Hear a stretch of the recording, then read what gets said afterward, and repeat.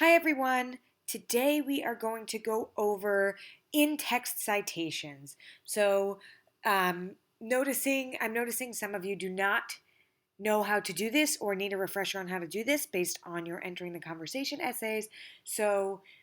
Please make sure that you're reviewing this carefully, as it's very important for you to use in-text citations for both quoted and summarized information. And just having a works cited with where you got the information from is not enough. If you remember, they say, I say, you need to be able to distinguish between what you are saying and what others are saying. And sometimes it's not so easy to work a smooth introduction, or it gets a little bit repetitive when you start to try to say, Kurt Vonnegut says this. Kurt Vonnegut also says this. I argue this, but Kurt Vonnegut says that. So sometimes when you're using information or statistics in ways that are not obviously cited, you need to make sure you have that correct citation in there, the in-text citation. Remember, this is different than the works cited entries. These in-text citations are within the body of your work. So I've given you an example here of how you will use citations for both quoted and summarized information. This first topic sentence in a paragraph in an essay reads, vitamins, minerals, and all that make the food wholesome are taken from the food by our bodies without choice. Now, anytime you use a piece of information that isn't common knowledge or isn't your own idea, make sure that you're using an in-text citation.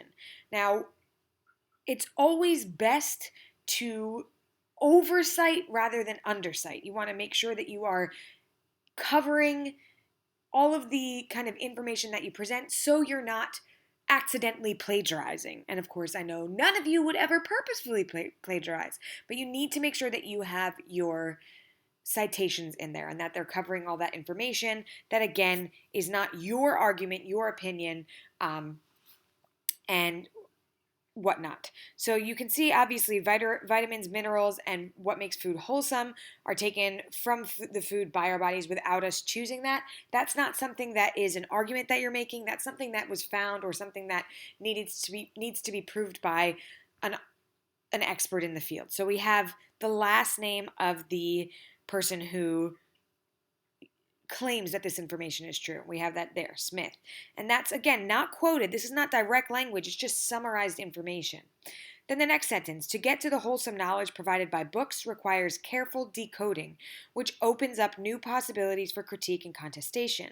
And you can see these quotation marks here indicate that this is direct language from the same source. But because we didn't introduce the source, we didn't say who's saying it, and because this is a direct quote, we need to add the last name and the page number that the direct quote can be found on in parentheses after the last quotation mark here. Notice there's no punctuation here. The period is not here.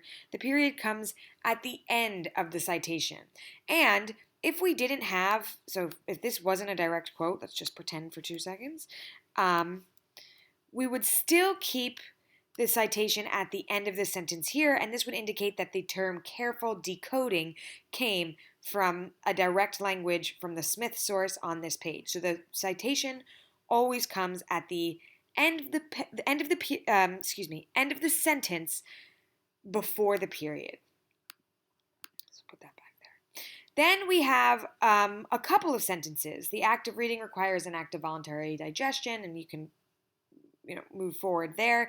And the good and the bad quotation marks are just indications that these are relative terms. They're not direct quotes, so they're relative terms. What do we mean by good? What do we mean by bad?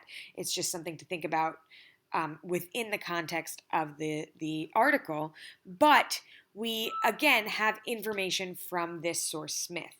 Because all of these sentences comes from Smith and it's not interrupted by a direct quote, this citation will cover everything. A citation will cover everything up until it's interrupted by a different citation, whether it's for summarized material from a different source or a direct quote from a different source or the same source.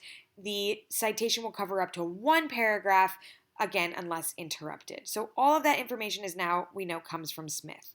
Then we're switching to Milton, and we have We do, as Milton explains, have the choice on what we choose to consume in a book and must use discretion. Milton writes, so we've got this introduction of this source Milton here, and because of that, when we put our direct quote in here, we don't need to have the last name, just the page number, because we write Milton writes, so your audience knows this is where the information's coming from. And then we have this last sentence that comes from Smith, so we need to include Smith in the inside of the period of this last sentence. When using in-text citations for direct quotes, they cover only up to what's in the sentence that it's contained in. But when using in-text citations for summarized material, where you don't need the page number for my class, you want to double check with other classes if they would like the page number for summarized material. But for my class, you don't need the page number for summarized material. But your citation covers up to one paragraph, so the indentation of that paragraph, unless it's interrupted by a change in source from summarized material, or a quote, again, that can be changed from a different source, or a quote from the same source. So that's how you use in-text citations for both quoted and summarized material. For your life of a story essay, you're going to need to use in-text citations for the different versions of the story that you're going to be talking about, as well as the critical analysis that you're going to use to support the information that you're giving your audience. If you have any questions, as always, please feel free to reach out.